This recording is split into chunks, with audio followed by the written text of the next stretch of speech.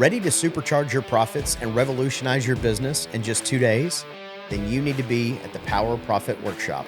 If you're struggling with profit margins, KPIs, or pricing strategies, then this workshop is designed just for you. And leading the charge is none other than the virtual CFO herself, Kristen Deese. She brings the strategies, tools, and hands-on guidance to help you master KPI tracking, benchmark setting, and team accountability. But this isn't just another sit and listen event. We're rolling up our sleeves and getting real work done so that you leave with actual tools and strategies that you can implement immediately. Plus, I'm bringing in other industry experts to help you crush your goals. And because you're a loyal Freedom Blueprint podcast listener, you get a special discount. You're going to use code FREEDOM at checkout to save on your registration. Seats are limited, so don't wait. Go to powerprofitworkshop.com and grab your seat today. Let's make more money faster. See you at the Power Profit Workshop. That's powerprofitworkshop.com to get registered. Running a home service business is hard. So how is it that some people make it look so easy? Well, we'll tell you. This is the Freedom Blueprint Podcast. It's always good to hear the wins that successful contractors have. But have you ever thought that the best advice would be to hear about the speed bumps they encountered, the mistakes they've made along the way? We're going to talk about the good, the bad, and the ugly. We want you to be successful and avoid the mistakes others have made. Let's get this party started. Welcome to the Freedom Blueprint Podcast. Now your host, Kristen Deese. Welcome to another episode of Freedom Blueprint Podcast. I'm your host, Kristen Deese, and today I am joined by my amazing co-host. Guest co-host and wife, Kristen Deese, who is the virtual CFO for the trade. So welcome back to the show. Thank you. So things been busy? Yeah. Personally and professionally. Yeah. So we just got back from vacation a little while ago. Took a cruise. That was fun. Mexico. Yay. Do you love Good Mexico? Times. Farm is moving along. We got our driveway got paved with actual asphalt, so no more gravel driveway. That's really exciting. I never thought that I would be excited about a driveway. I know. Who would have thought? Yeah. So that's cool. We have our first round of meat chickens are coming in a couple of weeks. 50 of them. 50 is the first time doing meat chickens. Go big or go home, as I like to say. We are rallying the troops. They have a couple of local friends that have done this before, and we've watched a ton of YouTube videos. So we feel partially prepared for that adventure.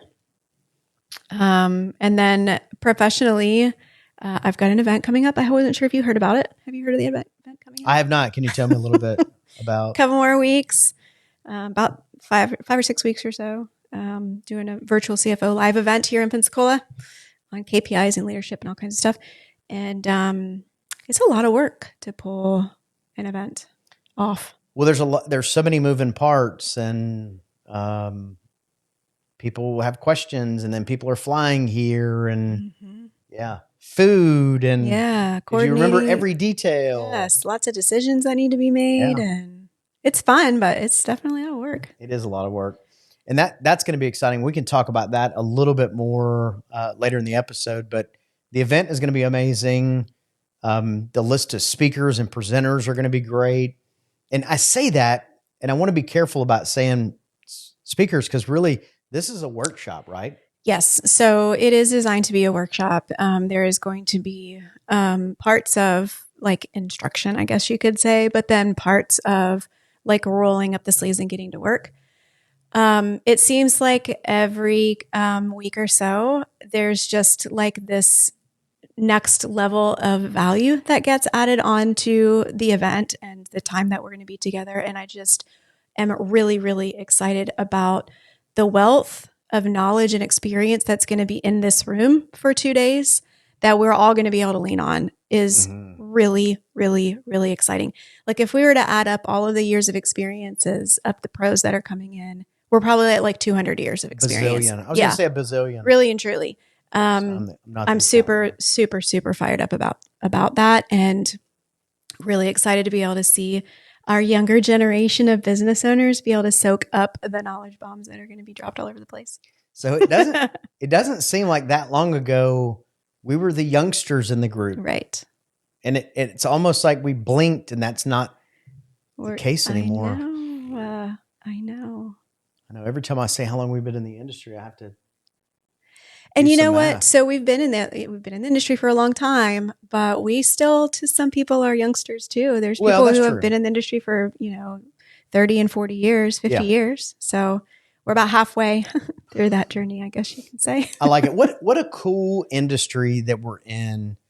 There's so many, not just moving parts. That part of that can be fun. Part of that can be a complete pain. But think about how technology has shifted our business and our industry in the last 10 or 15 years, and how fast that's going to continue to ramp and change. I mean, we're barely scratching the surface of how AI is going to be involved in our industry and how much that's going to change. It's going to be, I don't know. I think it's really cool. I mean, just a year ago, I was having conversations with business owners about being nervous to implement AI in chatbots or implementing it in answering the phone because of the off-putting feeling it might give to the customers to be communicating with AI. Yeah. That was like a year, maybe 2 years ago.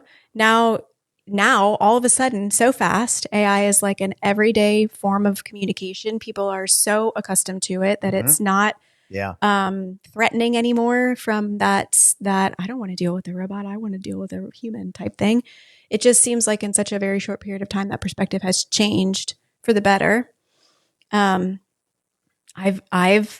slow to adopt new things. I will admit that. I can remember I had a 35 millimeter camera for a really long time.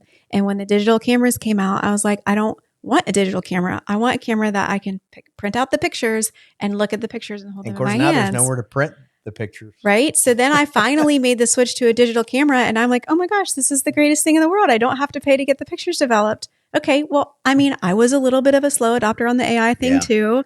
And I didn't want to use ChatGPT to help write things because I wanted it to be me and authentic and whatever. And then this weird thing happened where I started using it and I was like, oh, this is actually kind of cool.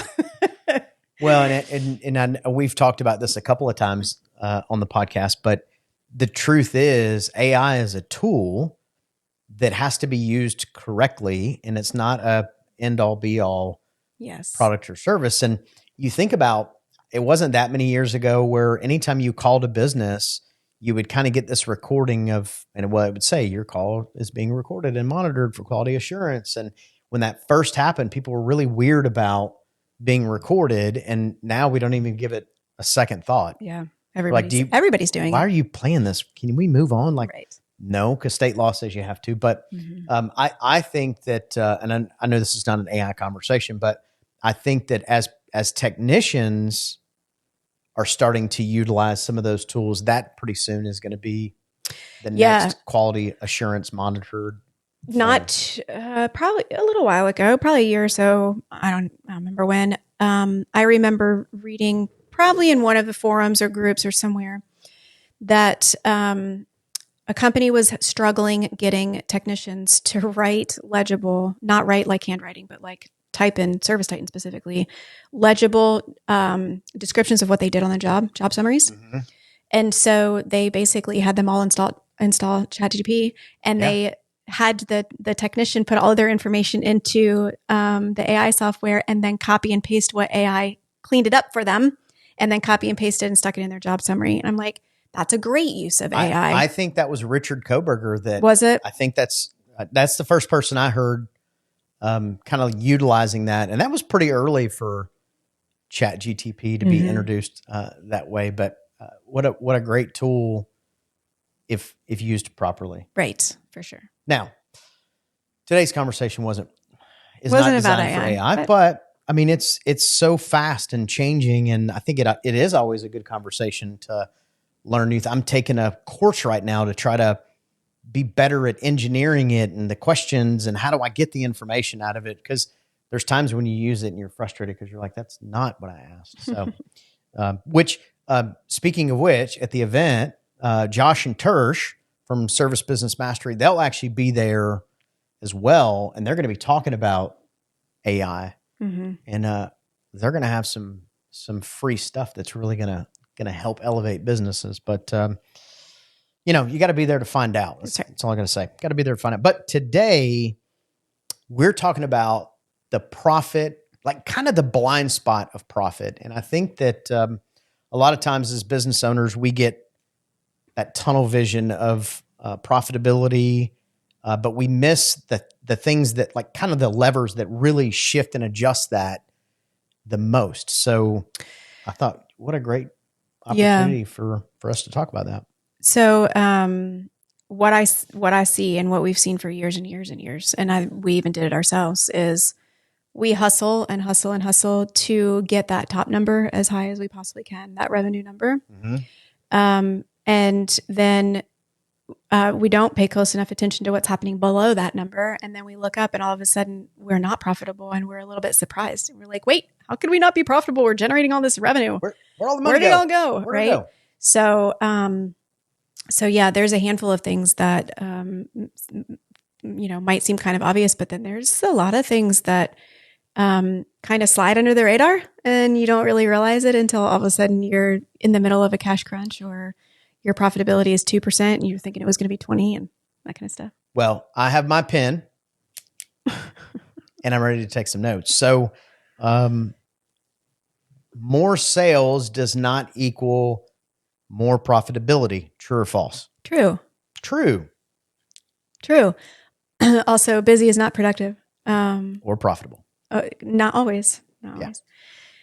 Just because sales are increased, does that mean profit is going to be increased? So that would be one thing that you could just kind of check off the list.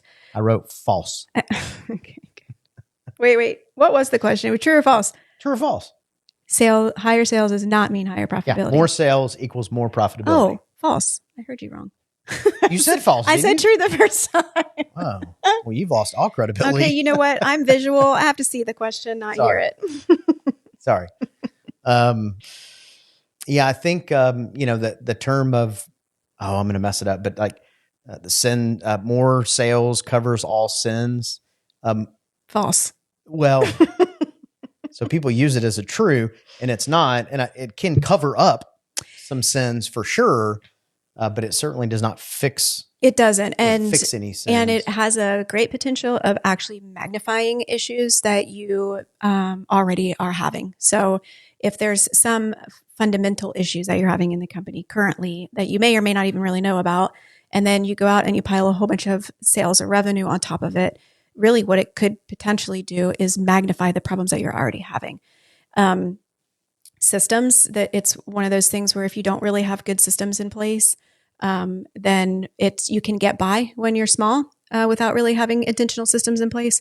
But then when you start to grow and you start to get technicians and you start to run more calls and you start to generate more revenue, the lack of intentional systems in place actually magnifies itself and turns into a huge issue down the road. So I want to highlight what you just said. You said intentional systems. Yes. So I think a lot of times what people don't realize is there's systems in every business. Yep.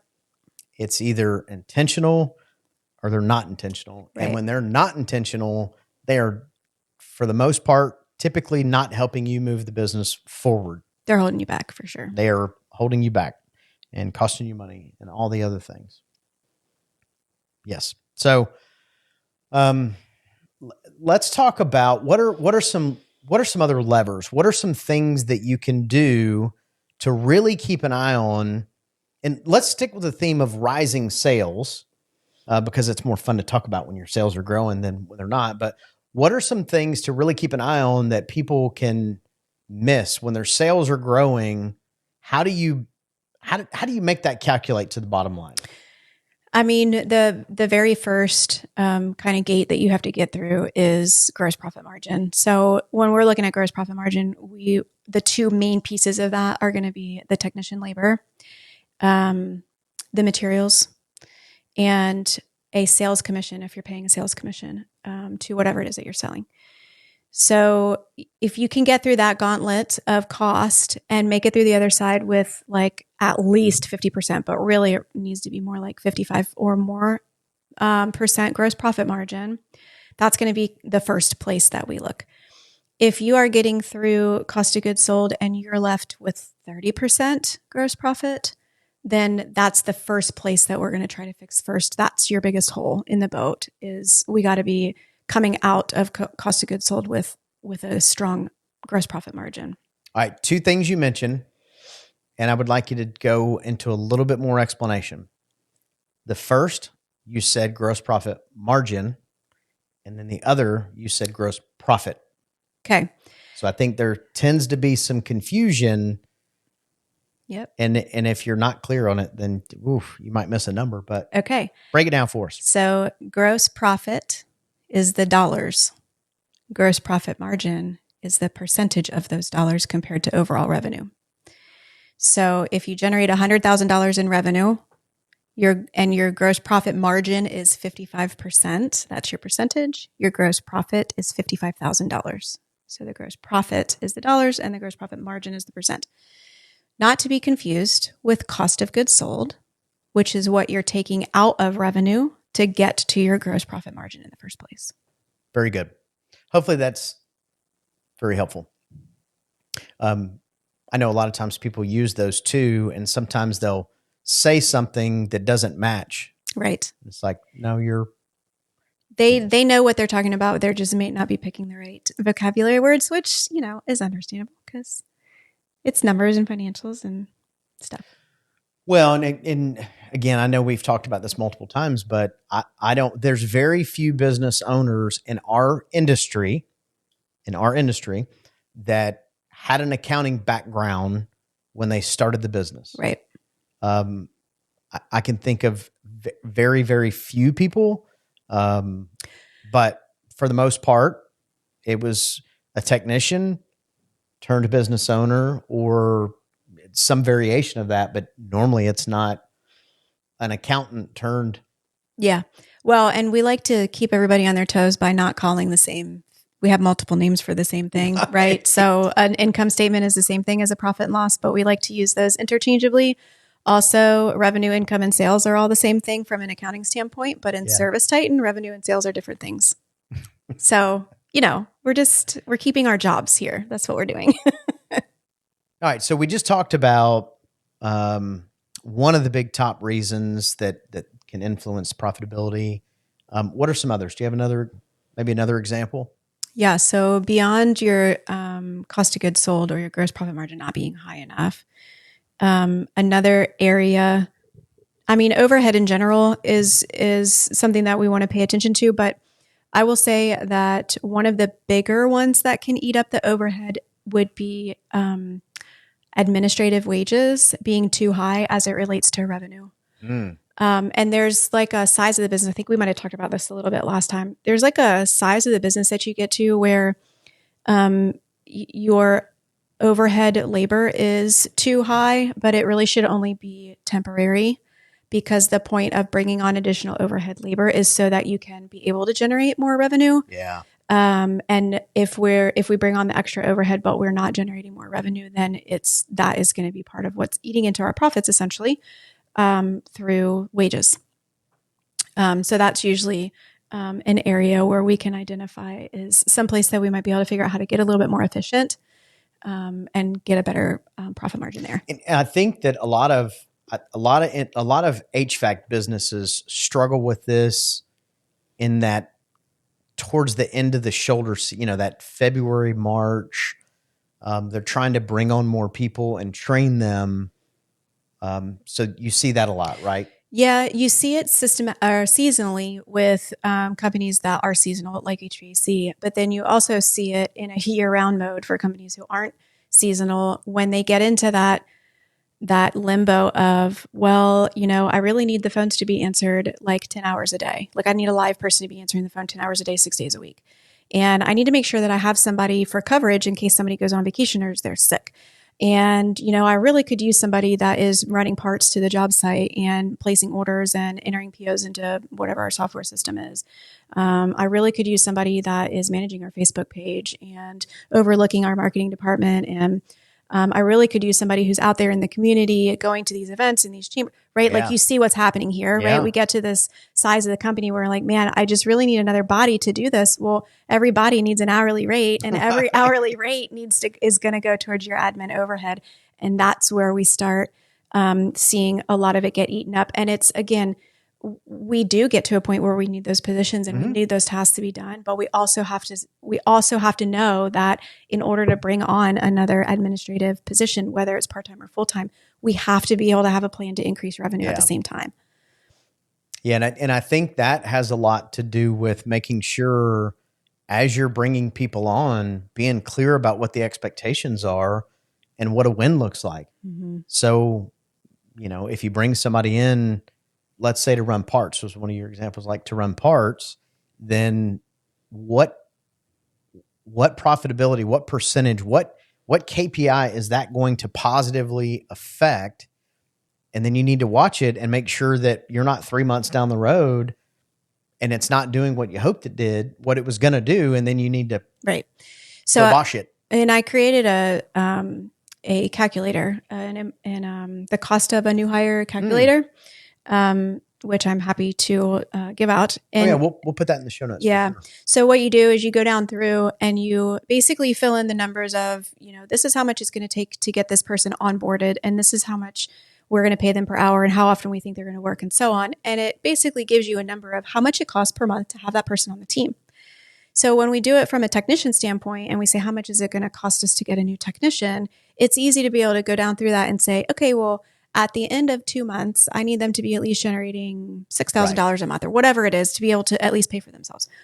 Well, when we talk, we can run the same calculator for an administrative position, but then the conversation comes to, okay, well, we just paid for this person to be on board for 30 days. Let's say it cost $10,000 in total. What did we get for that $10,000? Was that a good investment? Is that an investment I'm willing to make again next month? Were we able to cut expenses times 3 somewhere else because of this position? Were we able to generate more revenue because of this position? Whatever. So it kind of puts a number to that. Now, you also have to be able to make sure that you are not running your administrative team so ragged and so thin that they're on burnout, because then you come onto a totally different cost, which is you're having to replace administrative people too quickly. And we all know that there's an onboarding expense that goes along with getting a new employee at all trained up. So you kind of have to find that balance of not paying too much in overall wages, but not burning your people out either.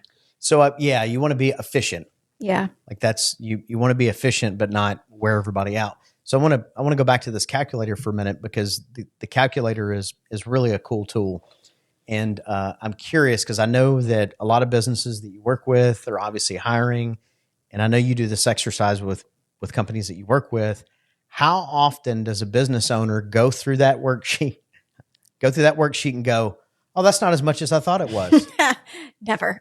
Never, right? Yeah. Like we always go, oh yeah, we need to hire a new person. It would be, like they make X amount of dollars an hour. So, I mean, like in 2 weeks, they'll be like, whatever. And right. You start going through it and you're like, well, that's one cost. And no, they're probably not going to generate money in 2 weeks. And, right. So you may not know the answer to this, but I'm going to ask anyways. Do you have about a percentage of what a new hire costs percentage wise? So if they make $30 an hour over the, over the course of 90 days. There's several variables that go into, especially that first month, because there's additional onboarding costs in the first month that you incur to bring on a new person than you do on the months moving forward. The other thing that we take into account on the calculator is workers' comp, because workers' comp for technicians is significantly higher than it is for administrative people. So workers' comp for administrative people, somebody who is sitting at a desk, is minimal, and it's going to have a minimal impact on that initial cost. But for technicians, it's going to be relatively substantial.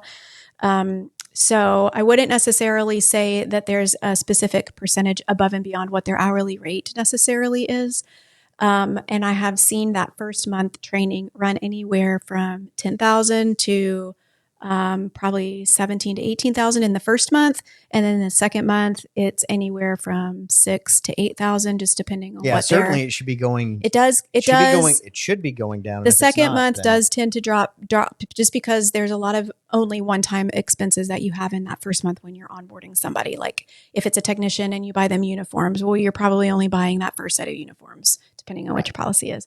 And you should only see that expense that first month, and you wouldn't see that in the second month. So there's a handful of things that are only the one time, but yeah, it is always going to be higher than, well, I'm going to pay my CSR $20 an hour. It's going to cost you more than $20 an hour to have them. I know the first time I saw that worksheet, I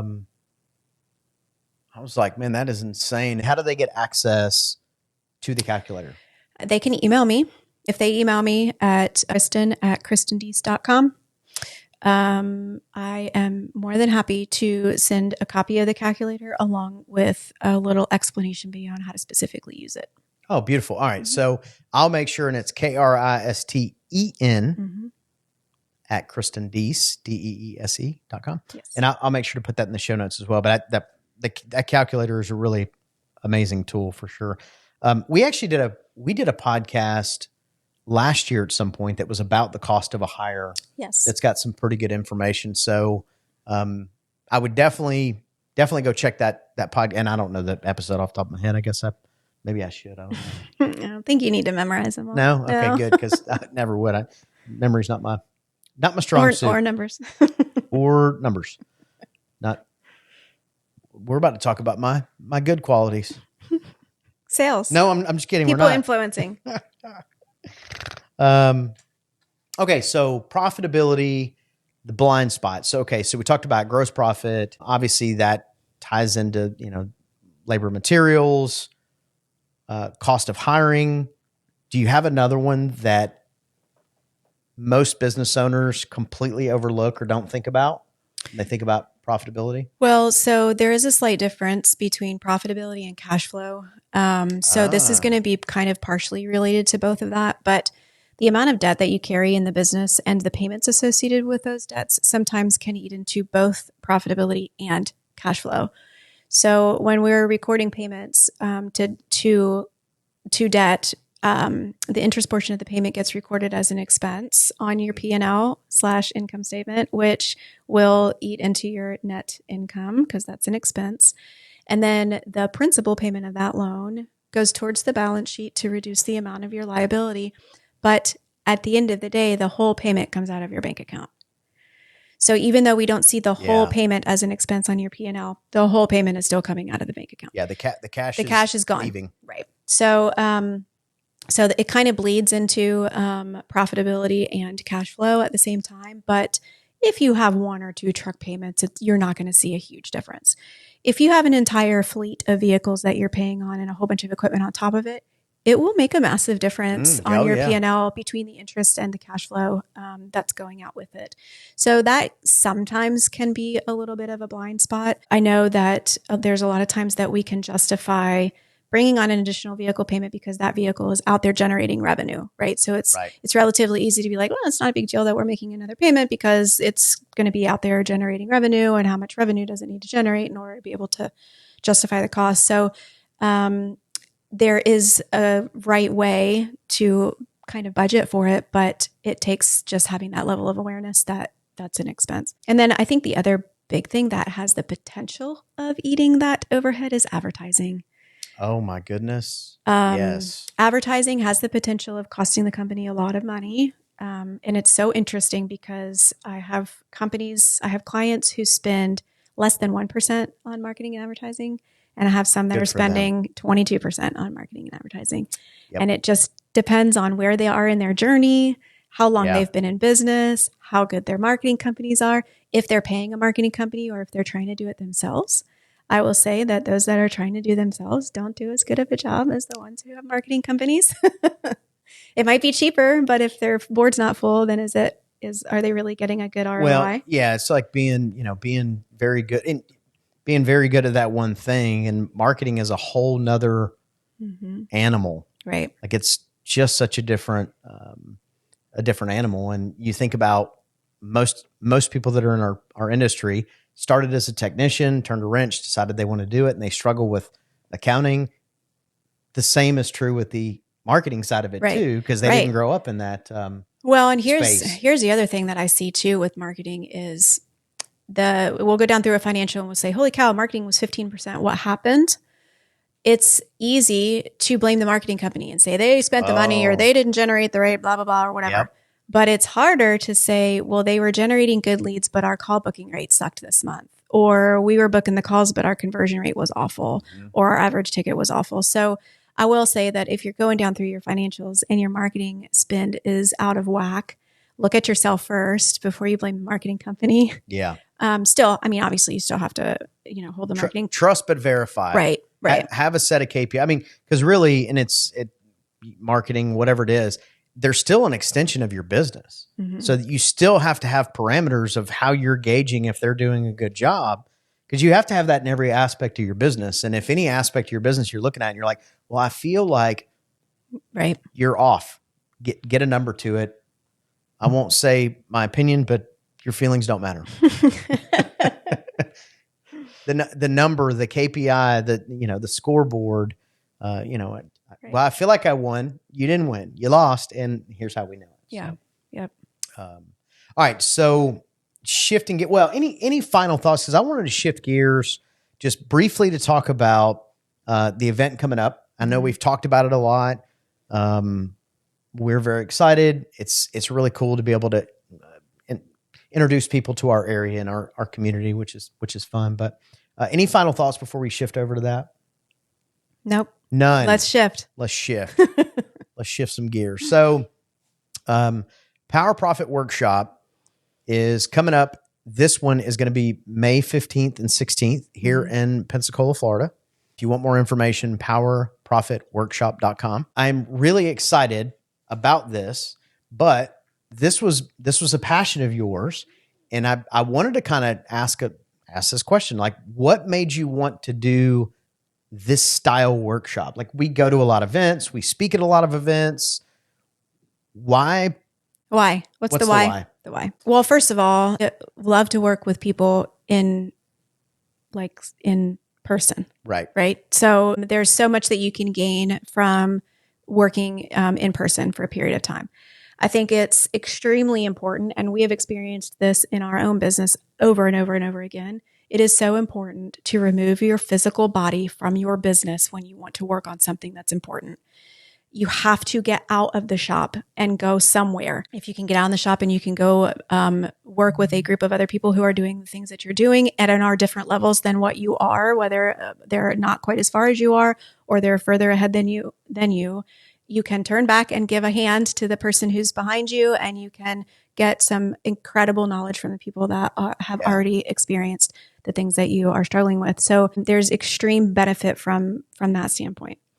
I also really enjoy the smaller group setting of it because I totally understand that numbers aren't the business owner's strong suit. And I know that we've talked about this before, but to be able to spend the amount of time that we need to spend on a topic until everybody is good and then move on, you can't do that in these big conferences because it's like keep moving. You have to keep moving. The title, the content, everything's already like set to the T. And so, if you're struggling in it, you just might continue to struggle. And so that's not what I'm trying to accomplish here. I also really love the idea of being able to provide content and value, and then also like have everybody leave with a really good implementation plan. Like, I'm going to get this knowledge, but then I really have a good action plan. To actually take it back and make it useful. Yeah. Cause that, big conferences, and anybody who's attended big conferences, and they're great. Don't get me wrong. Yes. But you have to be very careful about checking yourself a little bit on how many, I can only apply these 2 or 3 things that I can take back. But then you're only getting a small piece of what the information is. And I think in these workshops, they're going to be able to get. Yeah. So you go wide, but not deep on conferences like that. Right. Like you have a really, really wide, different topics and things that are being discussed and taught and talked about, but you don't really have the time or space to go deep on any of them. And so what happens? We have our notebook, we have pages and pages and pages of notes and things we want to do. And we get back, in that cabinet right? Then we get back and we may or may not even do one of them. Right. And again, we still need to go to conferences like that. There's so much benefit that comes from that kind of stuff, even when it's just being around other business owners and in the industry and whatever, seeing all the vendors and things. But when you can do a workshop style event like this, where we have a more narrow swath of topics that we're going to be talking about, but we're going to have the time to go deep on them, that's where all the good stuff is. That's where the good stuff is, that you can actually feel like you have a deep enough knowledge of it to be able to actually like successfully implement it. Yeah. It's going to be fantastic. And, and then there's also some, work hard, play hard. So there's, tell us a little bit about some cool stuff that's going to also be along with the event. So the evening before that Wednesday, the evening before, we'll have a little bit of a happy hour just right there at the hotel, meeting and greeting everybody, a little bit of early check-in. So that's going to be just kind of a nice little welcoming, a reception, I guess you could say.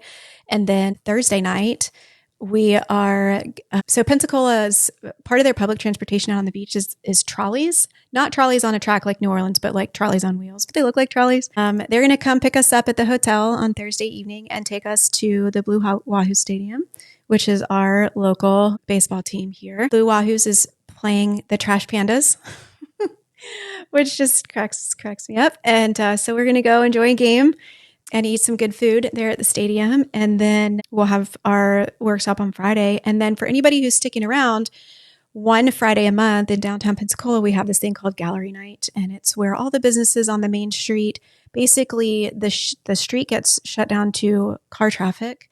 And all the vendors or all the places along that street come out into the sidewalk and out into the roads, and they have tents and food and music and alcohol and all kinds of wonderful things and art. And it's just fun. It's really cool. It's a really neat cultural experience here in Pensacola. And then of course we have the beaches. So anybody who's never been to Pensacola, this is going to be a really great experience, because you're going to get so much of Pensacola in a very short period of time. And anybody who's never been here, we have a lot of flights now. Like it used to be, we didn't have a whole lot of flights. There's a lot of direct flights, and nowhere in the country should it take you more than one leg to get here. Correct. That's right. I mean, you could catch 2 layovers, but don't do that. You need to find another agent or whatever. But there's direct flights to most of the major cities. Looking forward to hanging out and seeing everybody. And again, we've got some amazing guest presenters that are going to be there to help really move the needle. And do we want to say who it is or no? No. Go to powerprofitworkshop.com. Their pictures are on there, and check us out on social media. You'll see them posting some stuff on there too. So whew, that was a lot of info. That was a lot of good stuff. So thank you for coming and hanging out. And thank you for either listening or viewing us on YouTube. Don't forget to like and subscribe. Yes. So that as we have things come up, you'll know about them. You can be in the know. You'll be in the cool kid club. So thank you guys for showing up, and we appreciate it. You've been listening to the Freedom Blueprint Podcast. Information is useless if not applied. So take what you've learned and go and implement it. We hope you've enjoyed the show. If you did, make sure to like, rate, and review. We'll be back soon. But in the meantime, find us on social media at Freedom Blueprint for Home Services, and hit the website at www.freedomblueprintpodcast.com. See you next time.